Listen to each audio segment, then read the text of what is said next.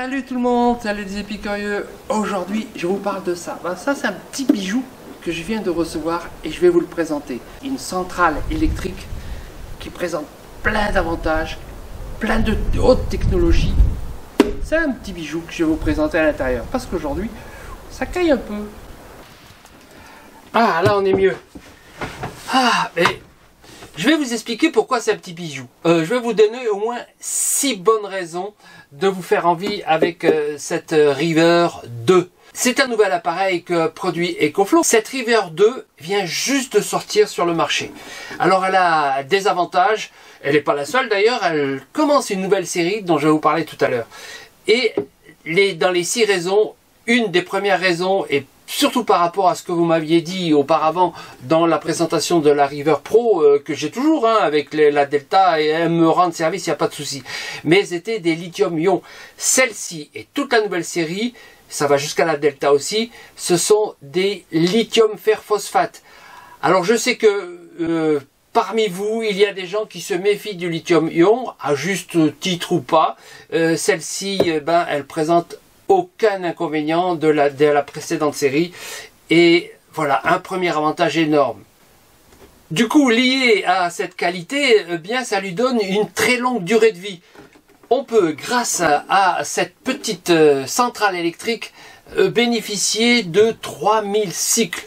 C'est-à-dire que si vous l'utilisez tous les jours et pendant 10 ans, elle fonctionne encore. Elle est fiable, elle est sûre, elle fonctionne à toutes les températures et c'est tellement vrai que on vous donne ici une garantie de 5 ans. Bon, ça c'est quand même une grande sécurité pour ceux qui hésiteraient à l'acheter. Moi je suis bien content de l'avoir et je vais vous expliquer maintenant ce que je peux en faire. En dehors du fait que j'ai déjà d'autres centrales électriques, celle-ci elle a une utilisation très particulière, plutôt adaptée à des personnes qui sont en voyage court ou sur des véhicules petits, ça peut être même en petite voiture aménagée, en van, en fourgon, ou tout simplement sous la tente.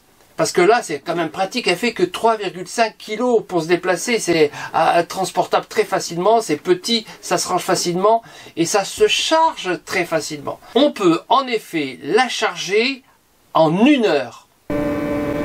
La recharge est extrêmement rapide, en moins d'1 heure, on passe de 0% à 100%. Là, il me reste 12 minutes, je suis déjà presque à 90%. Et vous voyez, c'est quand même un niveau de charge énorme puisqu'on est à 340 watts, 335 watts exactement ici. Donc ça va très rapidement. Et lorsque les 100% sont atteints, il y a la coupure du ventilateur, ça devient silencieux. Alors bien sûr, pour cette charge, vous n'allez pas avoir une grande autonomie non plus. Elle fait 256 Wh. C'est-à-dire l'équivalent d'une batterie qui ferait 21 ampères-heure.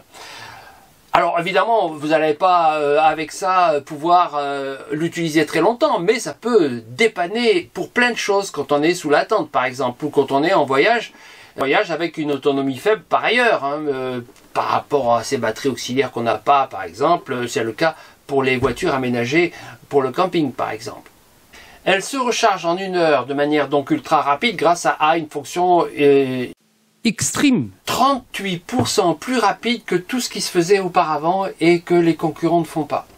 On peut la charger, cette batterie, de plusieurs façons. Alors la plus simple, c'est évidemment d'utiliser la prise qui est arrière et qui est une alimentation 220. C'est un grand classique. Mais vous avez aussi ici une prise pour la recharge avec un panneau solaire. Ici ce sont des panneaux solaires de 120 watts et la charge aujourd'hui est relativement faible, on est en plein hiver, le soleil est très bas, mais ça me charge quand même. Je vais essayer de vous montrer ici sans faire de l'ombre. 44 watts de charge, ce qui est pas mal quand même, en plein hiver. Et ça peut même monter un peu plus très faiblement, mais enfin pour 46 watts, 47, ça dépend du passage des nuages qu'il y a en ce moment. Ou en utilisant la prise allume-cigare 12 volts de votre camping-car ou de votre véhicule, n'importe quel véhicule, et à ce moment-là, vous chargez. Et voilà, là, vous êtes en situation de pouvoir recharger très rapidement. Mais vous pouvez, il y en a même une troisième nouvelle que j'avais jamais vue auparavant, c'est de recharger avec cette prise USB-C ici. Vous voyez, ça alimente directement la batterie reliée au chargeur ici. Et voilà, donc on a une charge qui s'évalue à une trentaine de watts. Ici 28. Si vous avez un autre appareil qui contient de la réserve, par exemple Powerbank, hein, vous pouvez recharger avec ça, avec la prise USB-C. C'est original. Alors, dans les sorties que vous avez deux prises USB-A, USB-C et l'allume-cigare et la prise 220. Donc tout ça, c'est fonctionnel et c'est très simple à utiliser. Je vais vous montrer quelques exemples de ce que je peux faire avec quelques appareils que j'ai, mais c'est pas les seuls. C'est juste pour montrer que c'est possible. Premièrement, d'abord, je vais utiliser avec l'ordinateur. Avec l'ordinateur, c'est intéressant de faire cette première remarque parce que c'est un convertisseur 12 volts pur sinus. Vous pouvez l'utiliser sans problème avec tous les objets électroniques et notamment à commencer par les ordinateurs. Donc ici,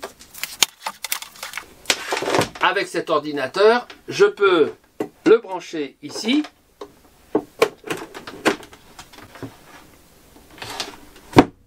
Je l'allume. Voilà. Et il me donne la charge qui est ici actuellement 30 watts.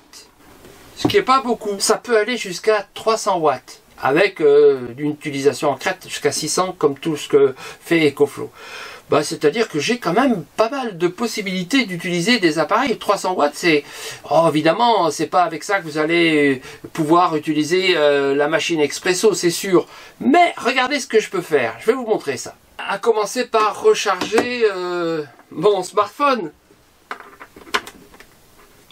Donc je peux utiliser cette prise-là, USB-A, mais je peux aussi utiliser, si j'ai une connexion USB-C, USB-C, c'est parfois le cas d'ailleurs pour cet appareil, je peux le mettre ici. Donc voilà, dans les usages les plus courants que l'on peut avoir dans une tente ou dans une voiture, c'est déjà intéressant. Mais c'est pas seulement cela. Je peux utiliser cette centrale électrique, figurez-vous, pour recharger ma batterie de VTC. Le VAE que j'ai, ben voilà, il a une grosse batterie. Mais je peux la recharger avec ça. Alors, je vais vous montrer. Là, j'ai une consommation qui s'est affichée de 135 watts. C'est-à-dire que je suis à la moitié de la capacité de l'appareil. Et donc, je peux recharger la batterie. Alors, pour être complet, cette batterie, elle a une réserve de 522 Wh, c'est-à-dire supérieure à celle-ci. Donc, je ne vais pas m'en servir pour recharger la batterie en totalité. Mais si je n'ai pas la possibilité de recharger cette batterie, je peux la recharger déjà à 50% rien qu'avec cet petit appareil. Donc, ça peut dépanner. Autre appareil que j'utilise aussi dans le camping-car, c'est le ventilateur. Alors l'été, c'est bien pratique, je vous en ai déjà parlé, j'ai fait des vidéos là-dessus. Je branche ici et je peux avoir mon ventilateur avec une consommation tellement faible. Là, j'ai 5 watts, c'est-à-dire que je peux utiliser des jours et des jours, rien qu'avec cette batterie. Donc, si j'ai un long séjour ou qu'il fait très chaud et que je le mets en permanence, vous voyez, ça peut le faire, pas de souci. Alors maintenant, passons à un autre usage. Alors, dans les usages pratiques, voilà, ça c'est juste un petit appareil qui est un rasoir, ça peut être ici un épilateur, qui fonctionne sur le 220 normalement. Et là, il consomme tellement peu qu'on ne le voit même pas.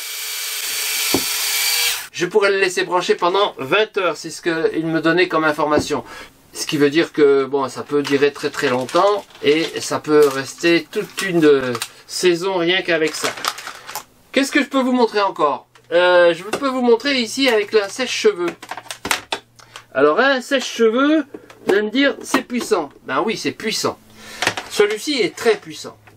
Donc, Pour tout vous dire, je ne vais pas le brancher au maximum de sa puissance parce que, et je vais vous le montrer ici, cet appareil ne suffira pas. Il peut faire 300 watts et celui-là, ben, il fait déjà, c'est marqué sur la notice, 2200 watts. Inutile de vous dire qu'on est très au-dessus. Mais est-ce que ça marche quand même? Puisqu'il a la possibilité de monter en crête à 600 watts. On va voir ça. D'abord, je l'allume. Ça marche. J'ai ici 3 niveaux. Je passe au deuxième niveau. Là, ça chauffe, hein. Je me sèche les cheveux avec sans problème. Je peux le mettre en mode froid.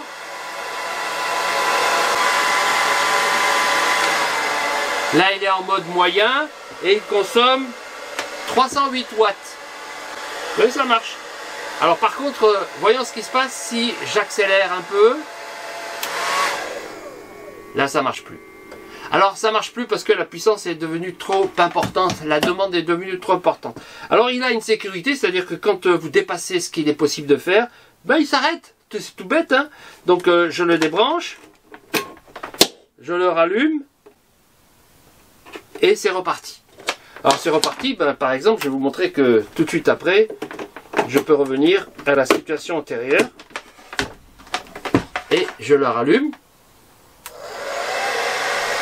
Et ça fonctionne. Alors il n'a pas accepté la plus forte ventilation. Est-ce qu'il va accepter la plus forte chaleur? Là non plus. Bon, vous l'avez compris.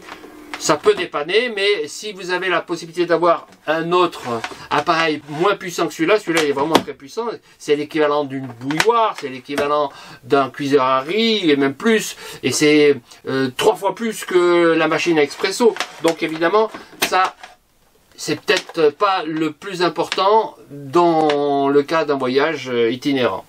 Mais c'est possible. Autre chose qu'on utilise aussi pendant les voyages, c'est des appareils de bricolage.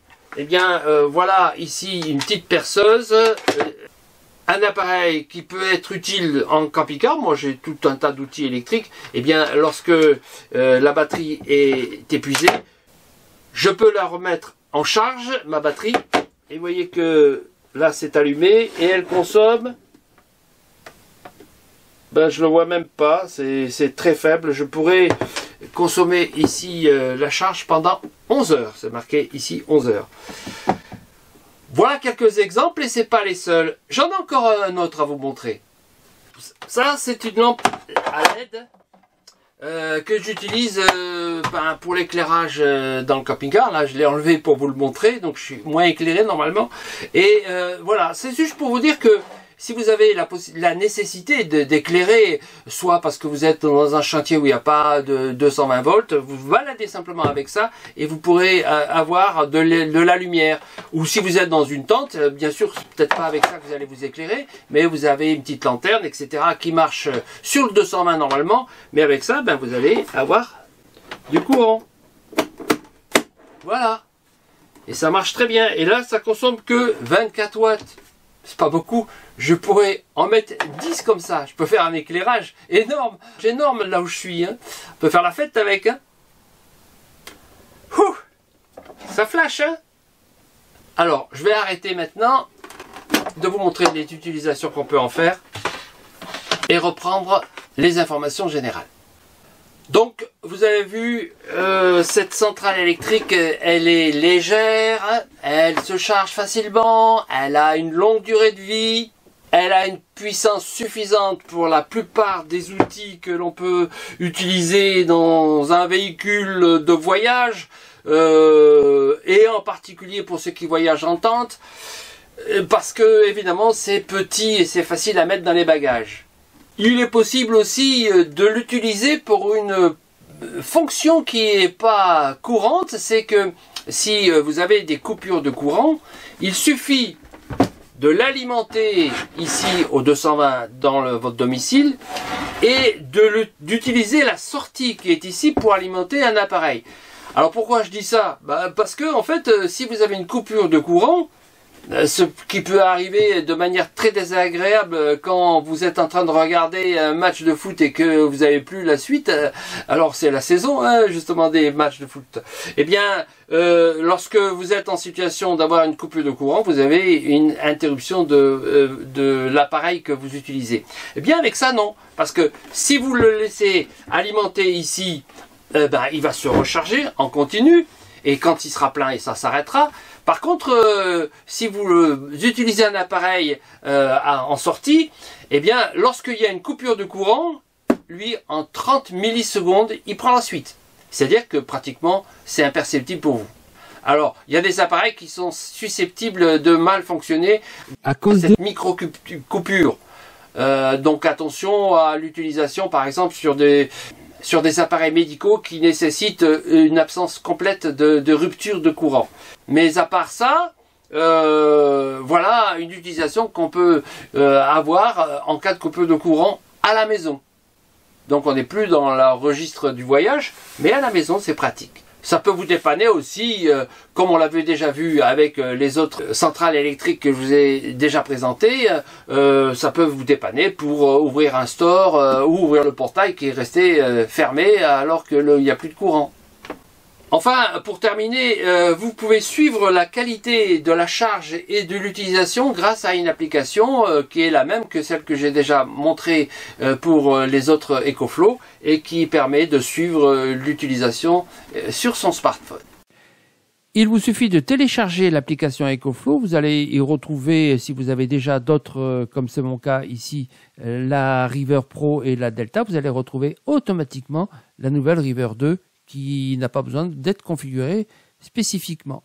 Et vous avez alors tout un tas d'informations sur les sorties, les entrées que vous allez avoir sur votre... Alors pour les paramètres, je peux vérifier ici dans les paramètres toutes les caractéristiques. Je peux changer son nom évidemment et j'ai toutes les caractéristiques notamment concernant la vitesse de charge, le courant d'entrée des prises, le mode d'emploi automatique, les X-Boost.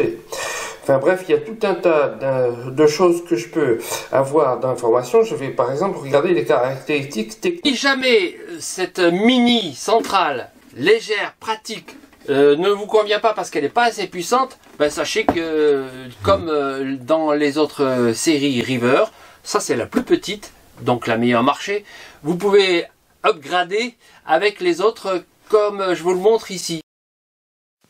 Ainsi, si vous voulez passer à la River 2 Max pour bénéficier d'une plus grande puissance, plus grande capacité, un peu plus lourd, mais aussi 2 fois plus cher. Et si vos besoins sont plus importants, passez à la River 2 Pro. Elle va vous donner 800 watts, elle pèse un peu plus, 7,8 kg, et elle va être un peu plus chère aussi. Mais vous pouvez aller dans la série Delta si cela vous convient mieux. Mais ce n'est pas le jour d'en parler. Et donc vous aurez la possibilité d'avoir plus de puissance et retrouver toutes les puissances que l'on a déjà eues sur les lithium-ion. Mais cette fois vous serez en lithium fer phosphate. Je crois avoir fait un tour suffisant pour que vous ayez une bonne information sur cet nouvel appareil. Nous arrivons maintenant au bilan j'aime bien, j'aime moins.